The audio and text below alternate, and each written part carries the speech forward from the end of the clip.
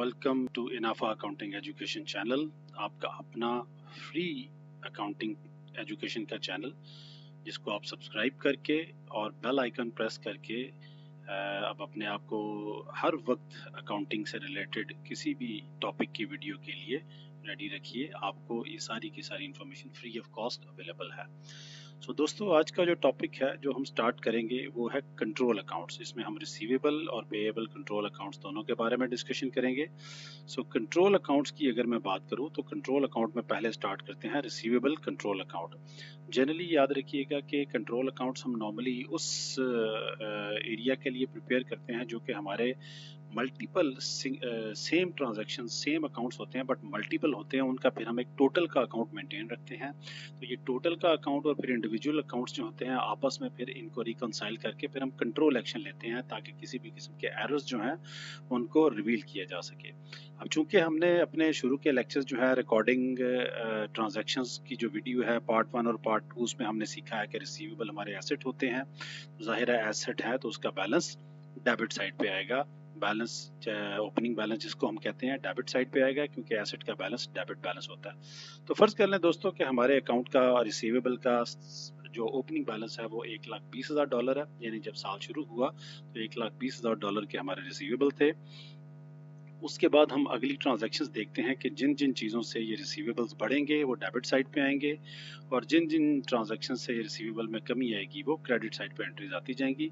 तो बारी बारी सारी चीज़ों को हम देखते हैं कि कौन सी ऐसी ट्रांजैक्शन है जिनसे ये बढ़ सकते हैं और कौन सी ऐसी ट्रांजैक्शन है जिनसे ये कम हो सकते हैं। सो लेट्स से पहली ट्रांजैक्शन है क्रेडिट सेल ऑफ $2,00,000। $2,00,000 की क्रेडिट सेल होती है, उसके लिए रिसीवेबल बढ़ जाएंगे। जाहिर है क्रेडिट सेल है तो रिसीवेबल बढ़ेंगे, डेबिट करेंगे रिसीवेबल कंट्रोल अकाउंट को और क्रेडिट करेंगे सेल को। तो सेल के अकाउंट को तो फिलहाल मैं नहीं देख रहा, इसको हम नहीं पोस्ट करेंगे, लेकिन रिसीवेबल कंट्रोल अकाउंट को हम देख रहे हैं।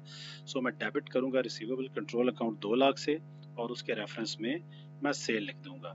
सो इसी मैंने डेबिट किया रिसीवेबल कंट्रोल अकाउंट को 2 लाख से और साथ में सेल क्रेडिट सेल, क्योंकि जाहिर है मैं क्रेडिट का वर्ड ना भी लिखूं तो रिसीवेबल को हम क्रेडिट सेल ही करते हैं। कैश सेल में रिसीवेबल का कोई काम नहीं होता।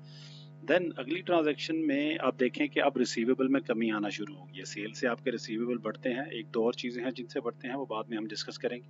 फिलहाल सोचे कि हमने उनको सेल की है।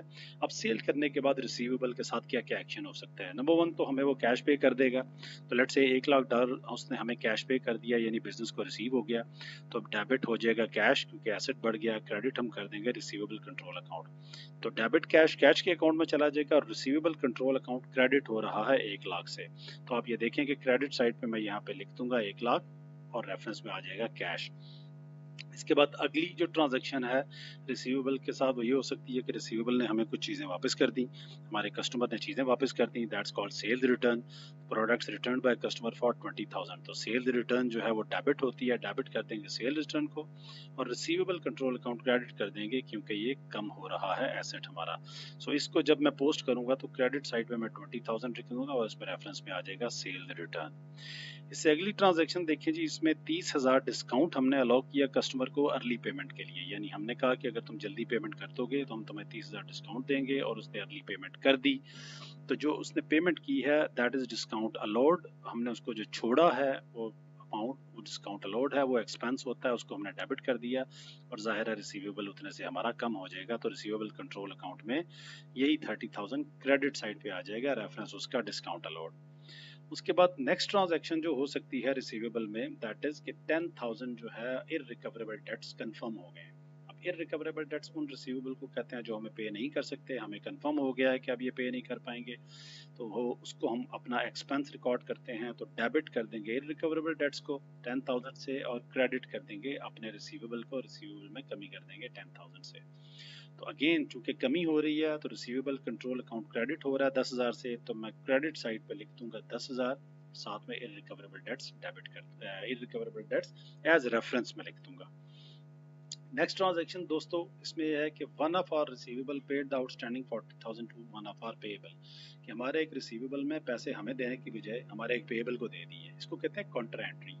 याद रखिएगा कॉन्ट्रा एंट्री सेम अमाउंट से पास होती है। सेम अमाउंट मीन कि हमने किसी पेएबल के 40 देने हैं और किसी से 40 लेने हैं, तो जिससे हमने 40 लेने हैं उसको हम कहेंगे यार तुम हमारे पेएबल को दे दो। तो उससे क्या होगा ना सिर्फ हमारा एक रिसीवेबल कम हो जाएगा बल्कि एक पेएबल भी कम हो जाएगा। तो पेएबल कम हो तो डेबिट होता है, ठीक है, उसको हम कहेंगे डेबिट पेएबल कंट्रोल अकाउंट 40,000 और क्रेडिट कर देंगे रिसीवेबल कंट्रोल अकाउंट 40,000। तो चूंकि इस वक्त हम रिसीवेबल कंट्रोल अकाउंट को देख रहे हैं तो रिसीवेबल कंट्रोल अकाउंट में क्रेडिट साइड पे मैं 40,000 लिख दूंगा और साथ में रेफरेंस आ जाएगा पेएबल कंट्रोल अकाउंट या कॉन्ट्रा। ओके, नेक्स्ट जो है ये वो चीज़ें थी जिनसे रिसीवेबल में कमी हो सकती थी। अब एक और ट्रांजैक्शन है जिससे रिसीवेबल में इंक्रीज आ सकता है अदर देन क्रेडिट सेल। वो ये है कि जब हमारा कोई रिसीवेबल हमें लेट पेमेंट करे और उसको हम इंटरेस्ट चार्ज कर दें। तो लेट से एक रिसीवेबल था, उसने हमें 10 लाख देना था, अब उसने लेट कर दिया तो हमने उसको 15,000 अगर इंटरेस्ट चार्ज कर दिया तो अब वो रिसीवेबल हमारा 15,000 से इंक्रीज हो जाएगा। और रिसीवेबल जब इंक्रीज होता है तो डेबिट होता है, तो रिसीवेबल कंट्रोल अकाउंट डेबिट कर देंगे। और इंटरेस्ट चूंकि इनकम होती है, ये इंटरेस्ट रिसीवेबल है, तो इसको हम इनकम के तौर पे 15,000 क्रेडिट रिकॉर्ड करेंगे। डेबिट रिसीवेबल कंट्रोल अकाउंट हो रहा है तो रिसीवेबल कंट्रोल अकाउंट में मैं डेबिट साइड पे एक एंट्री कर दूंगा 15,000 और उसमें रेफरेंस में आ जाएगा इंटरेस्ट ऑन ओवरड्यू अकाउंट्स और ओवरड्यू कस्टमर्स। इसके बाद दोस्तों एक बड़ी इंटरेस्टिंग ट्रांजैक्शन है जो रिसीवेबल के साथ हम करते हैं, वो है 25,000 is refunded to a customer who had paid an invoice of 25,000 twice। हमने 25,000 कस्टमर को रिफंड कर दिया जिसने एक इनवॉइस 25,000 की थी, 2 दफा पे कर दी है। अब इसके लिए हमें थोड़ा सा शुरू से लेकर इस ट्रांजैक्शन को समझना पड़ेगा, तब हमें ये अच्छी तरीके से समझ में आ जाएगी कि हम रिसीवेबल को क्यों इसको डेबिट साइड पे लिखते हैं कंट्रोल अकाउंट में। सबसे पहले तो फर्ज कर लें जब हमने उसको सेल की थी ना, उस वक्त हमने क्या एंट्री पास की होगी, डेबिट रिसीवेबल कंट्रोल अकाउंट 25,000 से और क्रेडिट सेल 25,000 से, क्योंकि रिसीवेबल इंक्रीज है, इंक्रीज इन एसेट की वजह से डेबिट किया। फिर उसके बाद जब उसने हमें पैसे दे दिए व्हेन कैश इज रिसीव्ड, तो फिर हम डेबिट कर देंगे कैश, क्योंकि अब कैश भी एसेट है, बढ़ गया, और क्रेडिट कर देंगे रिसीवेबल के यार उसने हमें पैसे दे दिए तो अब रिसीवेबल खत्म हो गया। लेकिन आप ये देखें उसने 25 की बजाय हमें 50 दे दिया, क्योंकि इनवॉइस 2 दफा पे करती तो 50 दे दिए, तो एक 25,000 क्रेडिट करके तो हमने अपना एसेट कम कर दिया। अब जो एक्स्ट्रा 25,000 है वो हमारे ऊपर लाइबिलिटी है, तो इसी रिसीवेबल कंट्रोल अकाउंट को हम फिर क्रेडिट करेंगे, लेकिन अब क्रेडिट करने के रीजन क्या है कि लाइबिलिटी है। और जब हम इस 25,000 को उसको रिफंड करेंगे तो फिर हम क्या करेंगे, डेबिट कर देंगे when कैश इज रिफंडेड, तो रिसीवेबल कंट्रोल अकाउंट को डेबिट कर देंगे। और अब ये डेबिट हम इसलिए नहीं कर रहे कि एसेट में इजाफा हो रहा है, बल्कि इसलिए कि ये लाइबिलिटी कम हो रही है और इसके against credit definitely cash entry है। तो अब ये देखिए कि रिसीवेबल कंट्रोल अकाउंट में मैं डेबिट साइड पे 25,000 लिखूंगा और उसका रेफरेंस आ जाएगा रिफंड टू कस्टमर्स, या इसके साथ आप कैश भी डाल सकते हैं। ओके, देन ये सारी ट्रांजैक्शंस के बाद यू सी कि अब हम डेबिट साइड को टोटल करेंगे, क्रेडिट को टोटल करेंगे, तो जो बैलेंसिंग फिगर है वो हमारा बैलेंस आ जाएगा। इट्स अ डेबिट बैलेंस, क्योंकि क्रेडिट साइड पे आया है। तो ओपनिंग बैलेंस, ये भी याद रखिएगा दोस्तों कि ओपनिंग बैलेंस अगर डेबिट हो तो डेबिट साइड पे ही लिखा जाता है, और ओपनिंग बैलेंस अगर क्लोजिंग बैलेंस डेबिट हो तो वो लिखा क्रेडिट साइड पे जाएगा, क्योंकि हैवियर साइड डेबिट है, नाम इसका डेबिट साइड डेबिट बैलेंस होगा। इसको याद रखने के लिए एक असूल याद रखिए, माइट इज राइट, कि जिसकी लाठी उसकी भैंस, जो ताकतवर होता है नाम उसी का चलता है। चूंकि हैवियर साइड ताकतवर साइड लेफ्ट साइड थी, डेबिट साइड थी, इसलिए राइट साइड यानी क्रेडिट साइड पे सिर्फ हमने बैलेंस करने के लिए अमाउंट लिखी, लेकिन ये डेबिट बैलेंस है। ओके, मूव करते हैं जी नेक्स्ट। अब हमारा जो है वो है अगला account, that is payable control account. Payable control account में फर्ज कर लें हमारा ओपनिंग बैलेंस जो है वो 1,20,000 है। अब चूंकि ये हमारी लाइबिलिटी होती है, बिल्कुल ऐसे जैसे हमारे कस्टमर हमारा एसेट होते हैं, जब हम क्रेडिट परचेज करते हैं किसी सप्लायर से तो वो हमारी लाइबिलिटी होती है। तो अब दोस्तों इसकी ट्रांजेक्शन देते हैं, जिन जिन चीज़ों से ये लाइबिलिटी हमारी जो है इंक्रीज होगी उन चीज़ों को हम क्रेडिट साइड पे लिखेंगे, और जिनसे लाइबिलिटी कम होगी उसको डेबिट साइड पे लिखेंगे। तो लेट्स से सबसे पहले हमारी क्रेडिट परचेज है 2 लाख की, हमने क्रेडिट परचेज की है 2 लाख की, तो अगेन परचेज चूंकि डेबिट होती है तो डेबिट परचेजेस और credit payable control account 2 lakh. तो पेएबल कंट्रोल अकाउंट में आप देखेंगे मैं 2 लाख क्रेडिट साइड पे लिख दूंगा और रेफरेंस में परचेज आ जाएगा। उसके बाद मेरी ये लाइबिलिटी कैसे कम हो सकती है, जब मैं कैश पे कर दूं। फर्ज कर लें मैंने 1 लाख कैश जो है वो अपने पेएबल को पे कर दिया, तो डेबिट हो जाएगा पेएबल कंट्रोल अकाउंट और क्रेडिट कैश। तो अगेन उसी तरीके से पेएबल कंट्रोल अकाउंट में डेबिट साइड पे 1 लाख लिखूंगा and the reference is cash paid. फिर तीसरे नंबर पे नेक्स्ट है कि प्रोडक्ट्स रिटर्न टू सप्लायर, जिसको हम परचेज रिटर्न कहते हैं। परचेज रिटर्न आपको पता है क्रेडिट है, और चूंकि मेरी लायबिलिटी कम हो गई है तो मैं डेबिट कर दूंगा पेएबल कंट्रोल अकाउंट को 20,000 से, और उसके रेफरेंस में क्रेडिट में आ जाएगा परचेज रिटर्न 20,000। तो purchase return credit, payable control account debit, मेरी एक लाइबिलिटी कम हुई है, पेएबल कंट्रोल अकाउंट डेबिट हो रहा है 20,000 से, रेफरेंस है परचेज रिटर्न। उसके बाद आप ये देखें कि इसमें 30,000 का हमें डिस्काउंट रिसीव हो रहा है। अब डिस्काउंट रिसीव हमारे लिए इनकम है, तो डिस्काउंट रिसीव हम क्रेडिट कर देंगे, लेकिन चूंकि एक सप्लायर है उसको हमने अब 30,000 नहीं पे करना, हमारी लायबिलिटी कम हो गई है, तो हम डेबिट कर देंगे पेएबल कंट्रोल अकाउंट 30,000 से और क्रेडिट कर देंगे डिस्काउंट रिसीव एज इनकम। अब चूंकि पेएबल कंट्रोल अकाउंट डेबिट हो रहा है, तो आप देखें डेबिट साइड पे मैं लिख दूंगा 30,000 और उसके साथ रेफरेंस आ जाएगा डिस्काउंट रिसीव्ड। इसके बाद आप देखें one of our receivable paid the outstanding 40,000 to one of our payable, ये वही काउंटर एंट्री है दोस्तों जो मैंने रिसीवेबल में समझाई।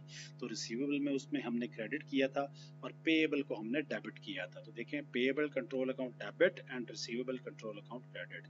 तो पेएबल में मैं इसको डेबिट साइड पे रिकॉर्ड कर दूंगा, जो कि 40,000 डेबिट हो जाएगा, रीजन है रिसीवेबल कंट्रोल अकाउंट या कॉन्ट्रा रेफरेंस के तौर पे उसका आ जाएगा। यही सेम अमाउंट हमारे रिसीवेबल में क्रेडिट साइड पे रिफ्लेक्ट हो रही थी। इसके बाद दोस्तों एक और ट्रांजैक्शन है, 25,000 is refunded by a supplier to whom we paid excess amount. 25,000 हमने एक सप्लायर ने हमें वापस कर दिया, हमने एक्स्ट्रा पेमेंट कर दी थी। तो डेबिट कैश, क्योंकि सप्लायर ने हमें दिया है तो हमारे पास तो कैश आ गया, साथ ही क्रेडिट पेएबल। क्रेडिट पेएबल याद रखिएगा हम इसलिए कर रहे हैं कि एक्चुअली जब उसने हमें एक्स्ट्रा पे किया अब वो हमारा रिसीवेबल बन गया है, इफेक्टिवली वो हमारा एसेट है। तो जब वो हमें पे कर देगा तो हम क्रेडिट करते एसेट अपना कम कर देंगे। तो पेएबल कंट्रोल अकाउंट में क्रेडिट साइड पे लिख देंगे 20,000 और रेफरेंस क्या है, रीजन क्या है, रिफंड फ्रॉम सप्लायर। दोस्तों ये वो ट्रांजैक्शंस हैं जो कि आपके पेएबल कंट्रोल अकाउंट में आ सकती हैं मैक्सिमम। इसमें क्वेश्चंस जो आपको आते हैं नॉर्मली वो कहता है कि जी एक ट्रेनी अकाउंटेंट है जिसने ये पेएबल या रिसीवेबल कंट्रोल अकाउंट तैयार किया है, वो परचेज रिटर्न हो सकता है क्रेडिट साइड पे दे दे, परचेज डेबिट साइड पे दे दे, आपको रीअरेंज करके एक एडजस्टेड बैलेंस निकालना है।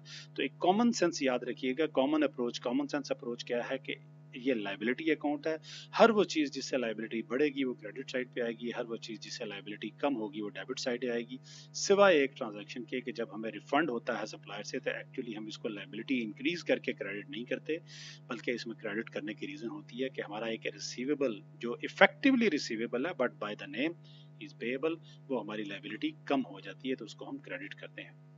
आफ्टर ऑल दिस ट्रांजैक्शन हम क्रेडिट साइड टोटल करेंगे और डेबिट टोटल करेंगे और बैलेंस जो है वो हमारा जितना आएगा, लेट्स से इसका बैलेंस आ रहा है 1,80,000, तो वो हम इधर लिख देंगे क्योंकि क्रेडिट साइड हैवियर है। क्रेडिट साइड पे आप देखें तो हमारी 2 लाख, 3 लाख 20 और 3 लाख 40,000 की फिगर है, जबकि डेबिट साइड पे हमारी फिगर जो है वो 1,20,000, 30, 150 और 190 की है। 340 में से जब 190 माइनस करेंगे तो रिमेनिंग आपका बैलेंस जो है वो 180,000 या what ever. If it is not correct तो यू कैन डू इट, ये एक कैलकुलेशन एरर हो सकता है if it is not correct. मकसद ये है कि अगर क्रेडिट साइड हैवियर है तो हम डेबिट बैलेंस लिखेंगे। So let's correct it, 120,000 plus 2 lakh 320 plus 20, तो ये हमारा हो जाएगा 3,40,000 on the credit side and 120, 130, 150, 190। So 3,40,000 में से जब हम 190 माइनस करेंगे तो इट बिकम्स 250। सो यहाँ पे हमारा बैलेंस जो है वो 2,50,000 जो है वो आ जाएगा, या 1,50,000, it's not 250, 1,50,000 would be our balance. So regardless 150 है या 180 है, इशू इज कि क्रेडिट साइड आपकी हैवियर है, डेबिट साइड आपकी वीकर है, तो आपका balance is known as the credit balance. So you will record it as a credit closing balance because it's still a liability. ये करेक्शन जो है एरर की कैलकुलेशन की, it is for you guys, you can spend your time, you just see how it is balanced, कैसे इसका account balance होगा।